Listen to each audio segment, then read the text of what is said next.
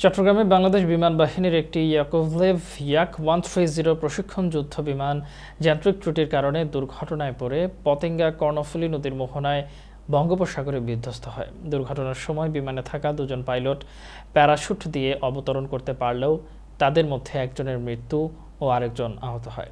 নিহত অসীম জাওয়াদ বিমান বাহিনীর স্কোয়াড্রন লিডার ছিলেন। তিনি 2010 সালে বাংলাদেশ এয়ারফোর্স একাডেমিতে যোগদানের পর 2011 সালে পাইলট অফিসার হিসেবে কমিশন পান। বিএনএস পতেঙ্গা হাসপাতালে চিকিৎসাধীন অবস্থায় দুপুর 12টায় অসীম জাওয়াদ মারা যান। আহত কো পাইলট উইং কমান্ডার সোহানের চট্টগ্রাম সম্মিলিত সামরিক হাসপাতালে চিকিৎসা চলছে।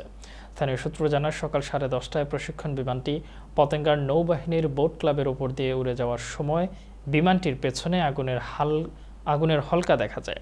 এর পরপরই বিমানটি বিধ্বস্ত হয়ে কর্ণফুলী নদীর মোহনায় সাগরে পড়ে।